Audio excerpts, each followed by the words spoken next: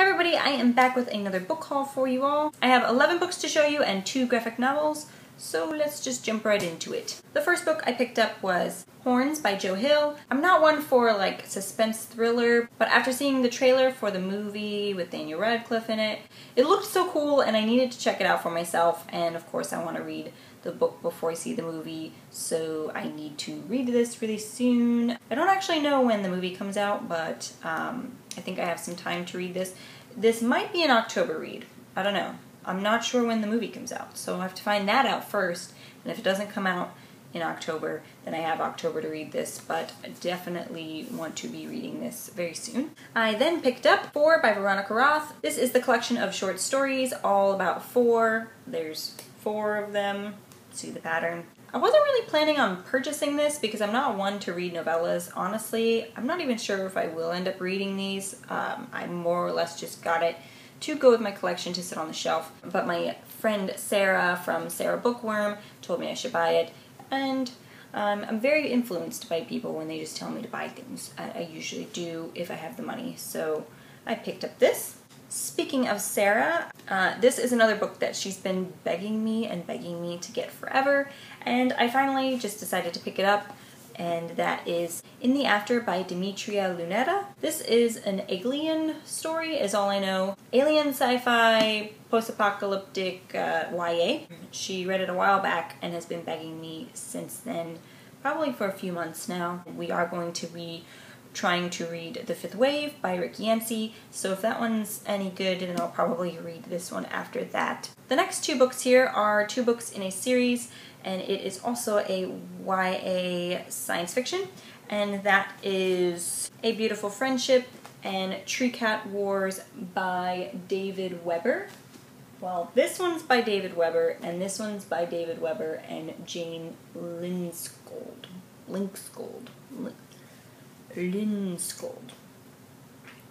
I want to start reading more science fiction, and honestly, there's not a whole lot of YA science fiction. So when I saw this, I really liked the covers. The covers was really what drew me to them. No idea what these are about, just that they're YA science fiction. I don't know if this is a duology and these are the only 2 books, or if it's part of an ongoing series, but we will have to find out, and I will let you guys know. For the Booktubeathon, I read the Hex Hall trilogy and really enjoyed it. So I decided to go ahead and get School Spirits by Rachel Hawkins, which is like a companion. I don't know if it's going to be like a spin-off series or if it's just one companion novel to the series, but this is about one of the side characters in the trilogy and her adventures, and I just know it's going to be really good. I can't wait to delve back into this world because I really missed it after finishing it so quickly.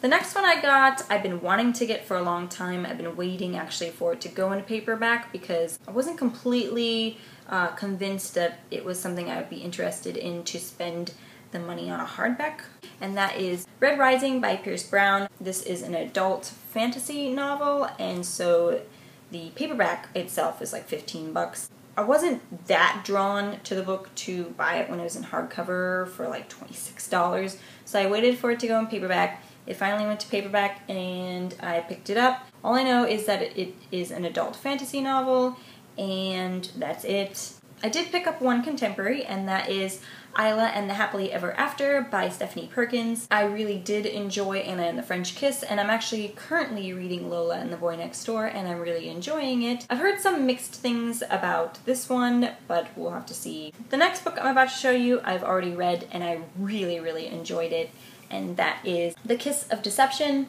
by Mary E. Pearson. Honestly, I'm not sure if I showed you guys this in one of the previous hauls. I couldn't remember because it had been so long since I did a haul. So if I have shown this to you, I apologize, but here it is again.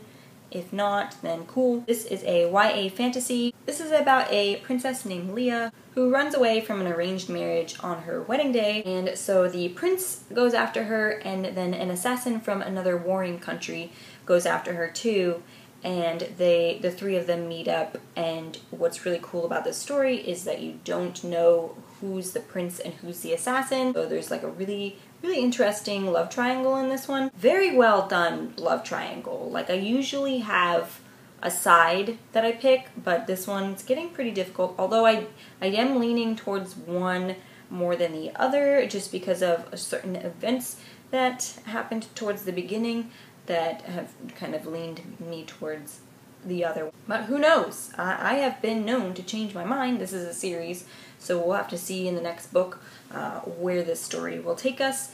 And I cannot wait to talk more about this, probably in my August wrap-up that I'll be doing. I've read very minimal books in August, so it'll probably be a wrap-up / September TBR. So we have that one. I then picked up another collection of novellas from a series, and that is The Girl of Fire and Thorns stories by Ray Carson. This has stories The Shadow Cats, The Shattered Mountain, and The King's Guard.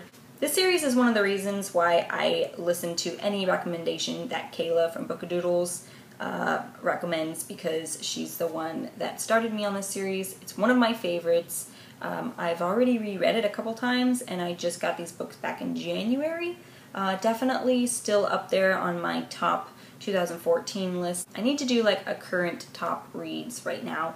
But anyways, this series is definitely one of them on there, and this is the collection of the short stories. YA fantasy, if you haven't checked it out, you should. The next two I have here are both graphic novels, and that is Book 3 and Book 4 of the Lock and Key series by Joe Hill and Gabriel Rodriguez. I have already read both of these and really, really enjoyed them. I think there's 6 volumes total, so I only have 2 more.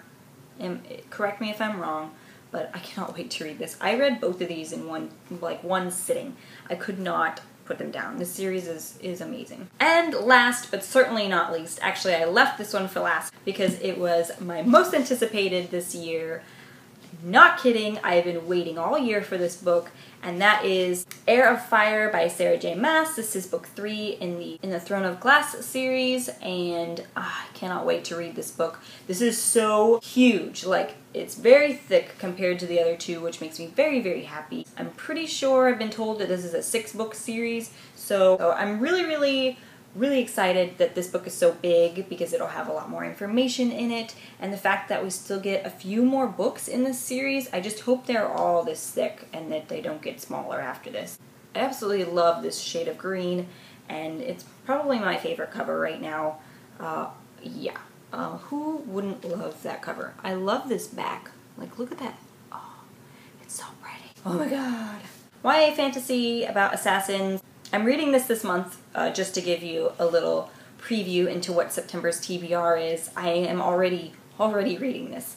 It's going to probably be finished tomorrow because I have a day off, and yeah. Okay. So that was my September book haul. If you guys have read any of the books you've seen in this video, please leave comments down below. And tomorrow I'll probably be filming my August wrap-up and my September TBR, along with maybe a book tag, because I haven't done one of those in a while. So I look forward to seeing you guys again, and happy reading! Bye!